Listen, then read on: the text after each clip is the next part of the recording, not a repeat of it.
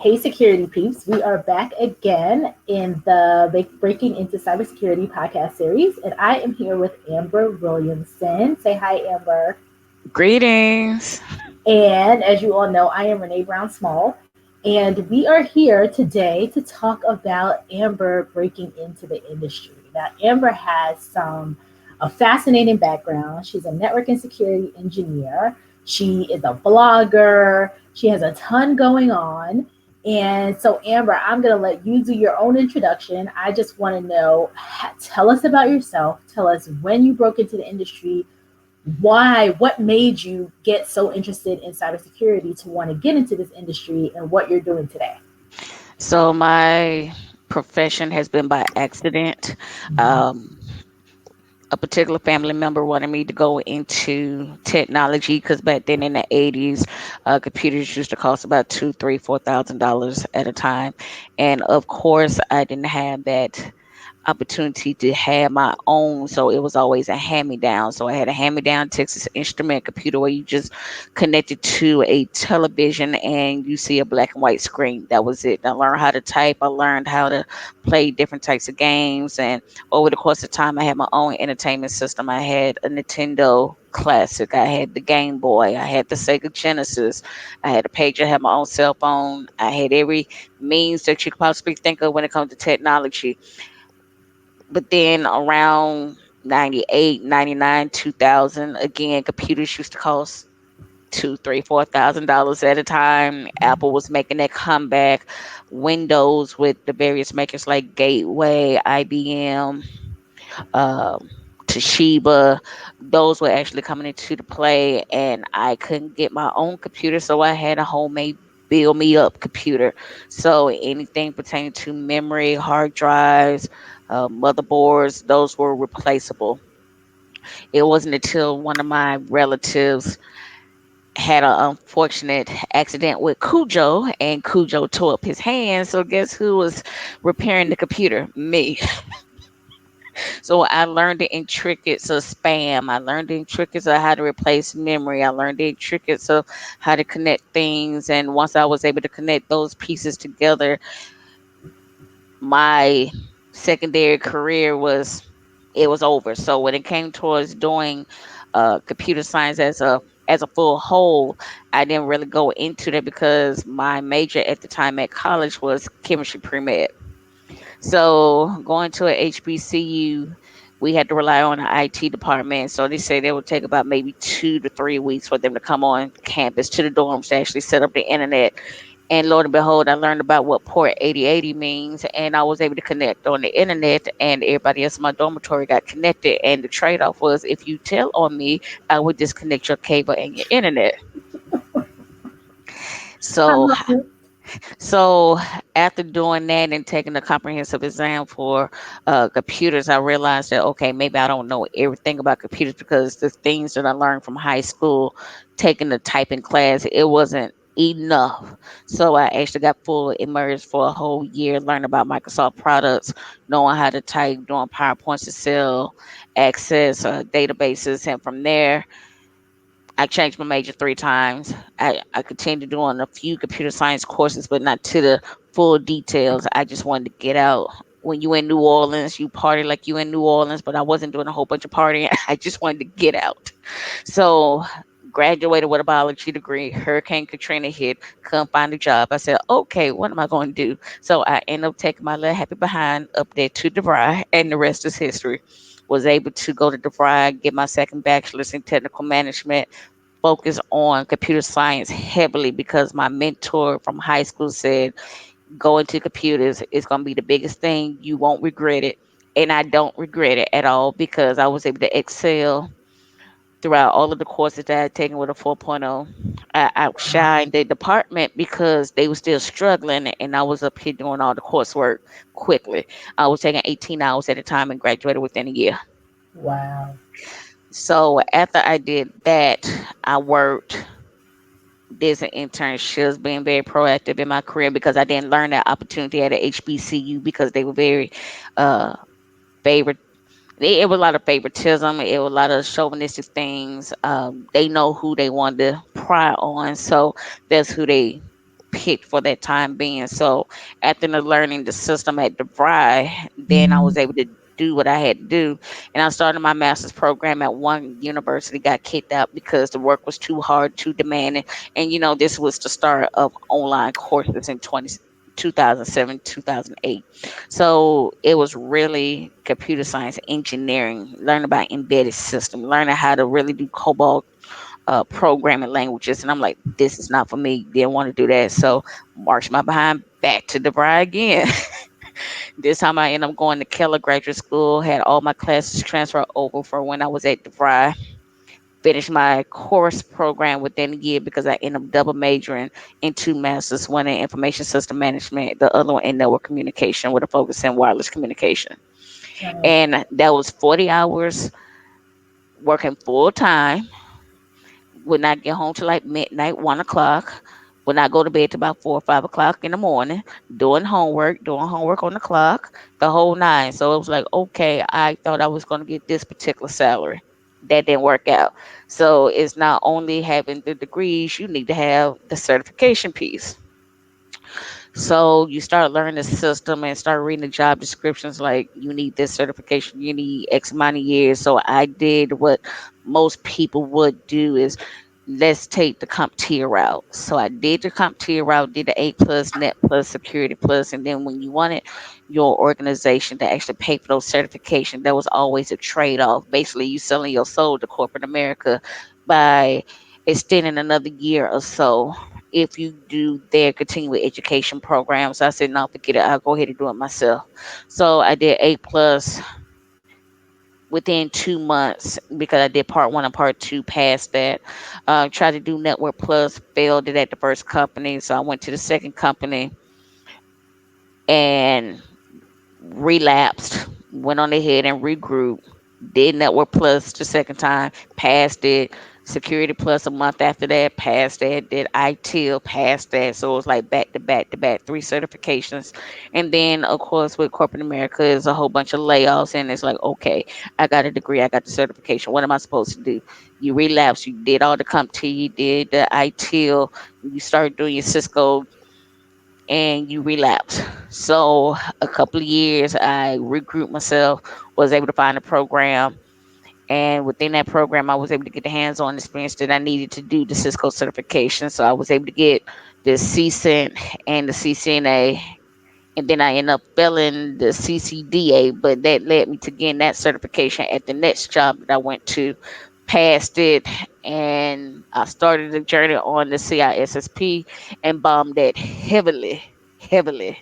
I don't recommend doing that particular certification unless you really have the years of experience or you just trying to do it because of everybody else trying to get the certification. They just go for the overall goal, which is I want to make that money. And honestly, money is everything. Is how you perceive money to be, what your perspective in life as for what money can do for you, then it can serve as a greater good versus being the root of all evil. um During this time in my work transition, I'll put it like that, I decided that I want to do other endeavors within me. So I am starting a little side um, mentoring program on Facebook, reaching out to people. They ask the questions in women in cybersecurity, and they say they need a mentor. I said, okay, I'll mentor you, and I go from having one to two to maybe 10 to 12, and I still can't keep up with them. But it just shows that there's a need for those that want to go into cybersecurity. So I don't regret it. I'm back on the saddle right now for the CISSP and HUS Data. I'm a blogger. I do have accountability partner that she throws the fire at me daily. It's not weekly, it's not monthly, it's daily. Because of her, it's her trade off that I'm able to say, okay, I help you, you help me. So it's like, okay, this the best coaching session that I have. Maybe I can just refer her to a lot of the other peers, how you can become a better asset and be a better accountability partner in this particular industry, because it's not easy for a woman. It's not easy for a woman of the minority status because you have to go through so much adversity. Um, I've been in the industry documented for 14 years, unofficially, probably over 20 years plus. Uh, because again, I wasn't that particular child that, okay, I'm gonna play with Barbie dolls. I did that. That was a phase. That was boring. They just plain and simple. I was the one that was always at the STEM programs at Georgia Tech, learning how to create chemicals and things of that nature. So I'm very analytical and hands on because I'm just a little devil. That's just plain and simple. But the more I got more enthralled in, and I reflect about having the Tiger Entertainment gaming consoles.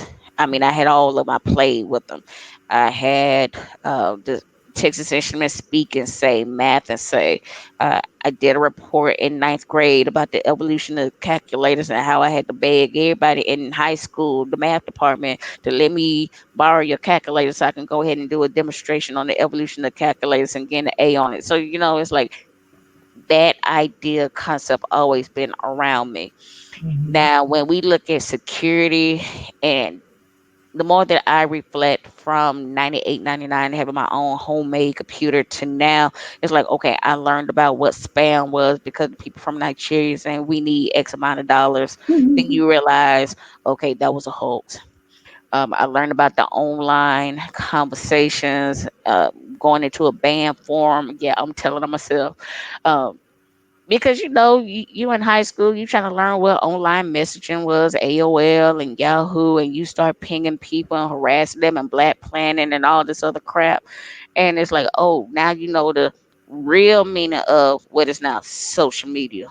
Mhm. So it's like, okay, you learn how to network, you learn how to play the game. Yeah. And it's like, okay, I don't forget about the college club, the Black Planet, or the AOL Instant Messenger, the Yahoo Messenger, stuff like that, because it built on a bigger platform for Facebook, Telegram, WhatsApp, and all these other mechanisms that we use that is still susceptible to security.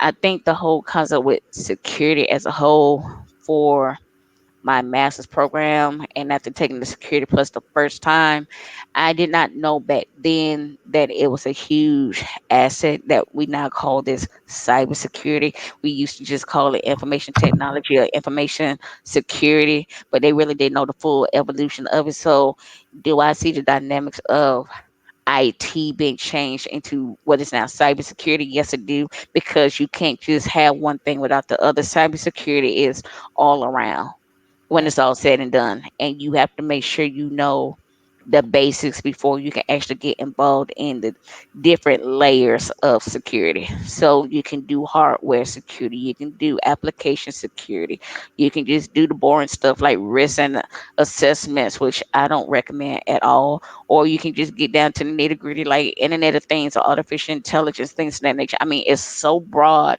but the need for people of not even of color, is people in general, and then not just necessarily male and female, is a bigger emphasis on women as a whole to get them in more STEM related fields, but there is a greater need for those that actually wanting to learn and how to get involved in cybersecurity.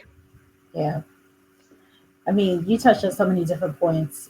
I'll go back to the first one of the things that you said just now that just recently came up with a conversation that I was having right before this conversation. And it's interesting to me that there's so many women that were pre-med that have that analytical background, that have that technical, you think about a pre-med student, you're driven, you have this analytical background, you're going to be smart, all these different things where you are preparing to go to medical school. And I was literally 5 minutes, like 5 minutes before this conversation, having a conversation with a woman who was pre-med. And then she was telling me about these other, I believe 3 or 4 CIOs or CTOs who were women who were also pre-med and then eventually moved into this space, either information technology or information security.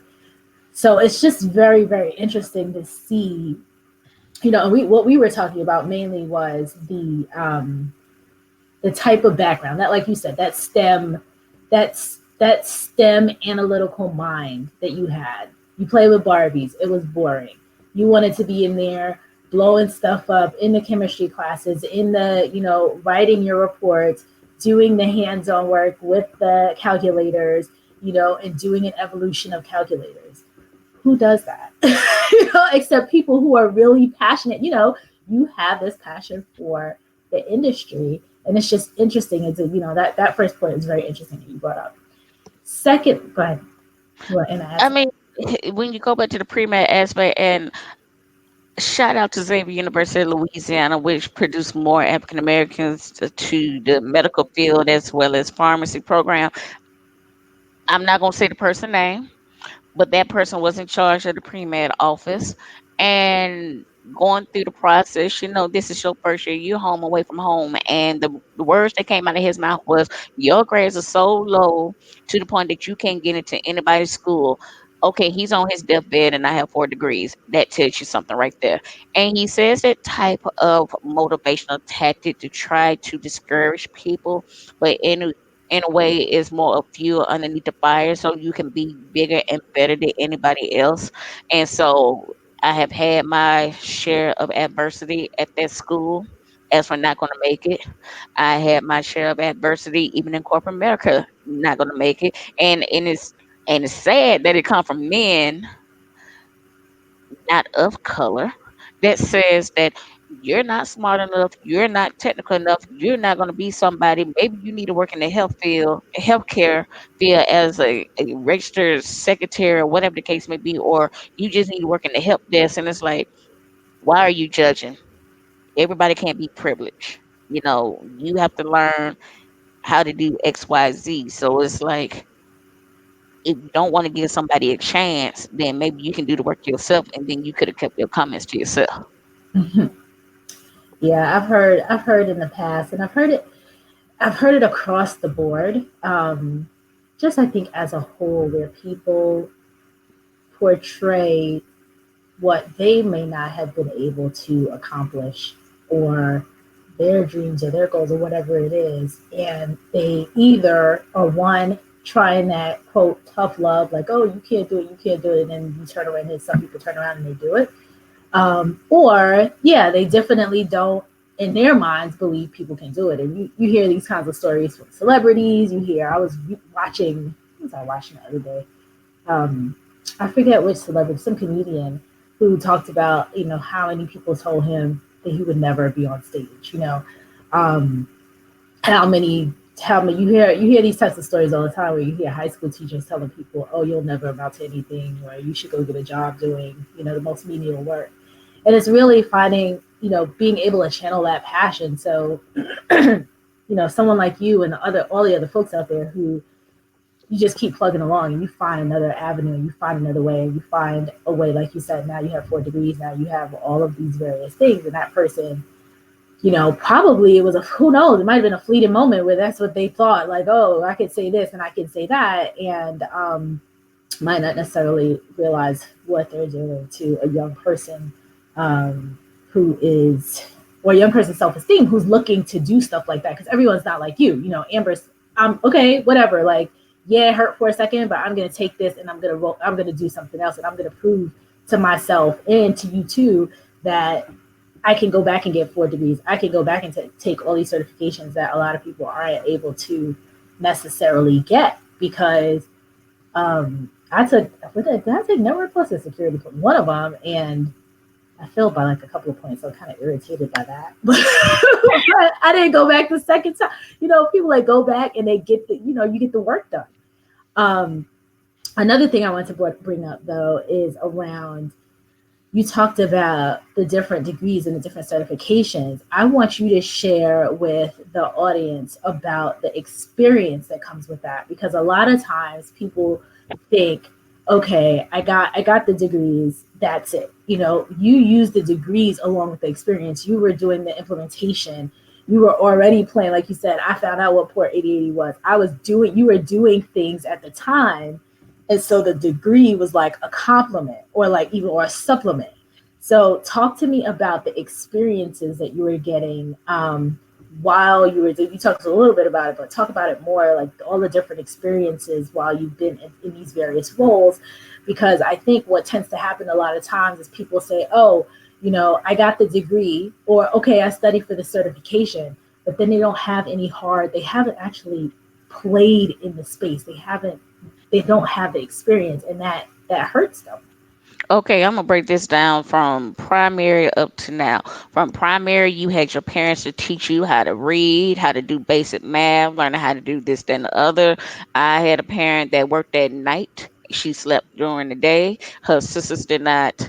Uh, they advocated education, but not to the standpoint as where they could be successful outside of high school level. If that make any sense. So it's more from pre-K on up to sixth grade. Is more okay. Here's your cousin work. You gonna copy and paste. You gonna learn how to cheat this, then the other, and you gonna figure this way out with your AB average. Even though you get some C's in between this, then the other, but your overall final grade is gonna be an AB status, and you keep it moving. Here come middle school. You on your own. All right, you learn the system as for how to network, and you do this, that, and the other, and you do XYZ. You get your A's and B's and keep it moving. Here come high school. Here's your career path as for what you're gonna do, how you gonna do, and why you gonna do. So you're gonna either graduate with honors, or you're gonna graduate with regular, or you're gonna get that technical degree. So I graduated with honors. I took Latin. Go figure. Didn't want to, but I thought I was going into medicine. Go figure. So I took the Latin. I was in the band. I was drum major in the band. So it was like when you have that STEM mindset and the musical aspect, then of course you have an analytical mindset because you know how to count 4 4 3 4 2 4 whole note, half note, quarter note, triple note, quadruple note, all this stuff. You know about syncopation. You know about the time signature, the key signatures, because you got to think you multi-talented with your hands, so you have to be ambidextrous and everything else in it. So once you get that basic foundation, like, okay, now you are an adult, you going to college. What are you going to do? Here's your career path for 4 years, 5 years, 6 years, whatever the case may be. And then you learn in the path that I was in, from chemistry pre med to microbiology to just a regular biology degree, because I just wanted to get the heck on out of New Orleans because Sin City was what it was, Sin City. I learned how to finagle the system. And no offense to my classmates that are in pharmacy or medicine, but I have seen them cheated their way through the 4 years at that HBCU. And so when you learn the system of how to cheat and how to network, then it's like, oh, it's just society as is. So taking all of the biology courses and the chemistry courses and the physics courses, you had to learn how to be analytical. You learn how to do a lab report. Here's your hypothesis, here's your statement, here's the procedures, here's your findings. What is your conclusion? So I learned how to do that type of stuff while I was there, which wasn't a problem. But then you need those type of skills to carry over to the next level. So by having that, that would lead me towards going towards IT. So with IT, you got to learn how to think. You got to think outside the box. Everything that you learn from theory is not going to actually work in the real world. That's just the honest truth. Mhm. Because we assume from childhood that theory is the way to go. But then when it's all said and done, if this actually happened in theory, and you do it in the practical, how come real world experiences we're not getting XYZ? So that's why you have to learn. Maybe more hands-on experience will actually pay off a lot more than relying on theory. Now don't get me wrong, you do need a theory for the certification because it's that industry vendor and it's their material, so you have to learn it. But outside of the real world, for the last 3 degrees that I got in IT, no, that was all hands-on experience. I Yeah, mean, I read it just because it was the vendor, but it right. was hands-on experience. So Yeah. you can't just rely on one thing. You got to have 2 and 3 and 4 points behind it. So what would you, and that's such a valid point. I mean, the experience trumps. I tell people all the time, and I'm not knocking certifications, degrees, or any of that, because especially in some of the, if you're doing government contracting, if you're going into certain spaces, and if you're new to the industry, it is good to get that education.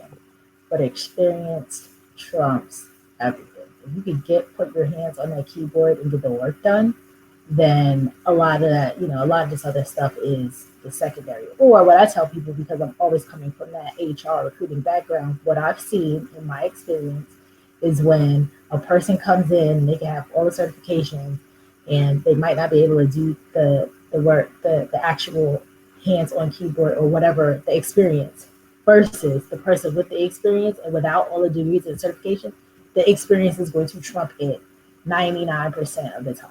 Now, if you have the experience and all those degrees, and obviously that person has all the degrees without the experience, clearly you got the experience plus bonuses. But if it's one versus the other, it what I've seen in my career doing this is mostly experience overall. So Amber, if we have like 2 minutes left, tell me, if you were talking to, you're talking to the audience out there, um, tell them, what is your recommendation when it comes to breaking into the industry? One solid piece of advice that you would give to anyone who's struggling, who's trying to break in. What would you tell that person? I would definitely tell them to reach out. LinkedIn is probably the best resource, as well as Facebook, those private groups, to try to find out what it takes to be in IT. Definitely doing your research, what all you need to do to become a successful. I have no problem talking offline for various other tips and various information about how to get into the industry. And also, I highly recommend anybody that's in the industry to have an accountability partner. One person in mind that doesn't mind doing it for a price will be Dr. Jennifer Hahn on Torn Counseling and Recovery. Her website is torncounselingandrecovery.com, and she can provide you with steps as for how to be successful. If it's just testing anxiety or just trying to break into the industry as for IT, because again, it's so multifaceted, especially in cybersecurity. And everybody know that cybersecurity, we don't sleep. It's 24 hours, 365 a day in a year. You have to be vigilant and just knowing what's out there. And again, my story is very evolving through my blogs on LinkedIn and even on my Facebook page, that what I see is what I do. I walk it, I eat, sleep, breathe, die cybersecurity. That's what I do. And that's what I want people to understand too. And I know you usually get the last word, but I'm going to say it this this time. Amber eats, sleeps, drinks cybersecurity, and that's the difference. This is the one thing that managers say to me all the time. You hear it over and over again, and you hear about the passion behind the people who are successful in the field, and that passion shines through. We did an interview last week, and um, the person said, Charlie, he said that what this is not a 9 to 5 job. It is absolutely not 9 to 5. It is 100%. A person has to really, really know what's going on in the industry. And because everything changes so quickly, I mean, you're spanning back into the 2000s, and you're talking about hooking up computers to your TV screen. And now probably somebody who's 2 years out of school is laughing because they don't even understand what that means. And it's come a long way. There were points in times I was watching something recently where we talk about Apple, and we talk about the iPhone, and we talk about apps, and how there were no apps 10 years ago. The iPhone is what, 10, 11 years old. There were no apps before then. So just think about these industries that are being changed and everything that's happening just from a technology standpoint, from a security standpoint. And if you're stagnant and you're not, like you said, living, eating, breathing it, you just totally are just going to fall behind. But anyway, thank you, Amber. I really, really appreciated this. This was so awesome, giving everyone your background, your expertise, what you bring to the table, and having them reach out to you. I'm going to put your LinkedIn link in there, and they can reach out to you at any time and read your blog and check you out on Facebook and on LinkedIn. Thank you so much for the opportunity. Thank you. All right, folks, we will see you next time on Breaking Into Cybersecurity. Take care, everyone. Bye.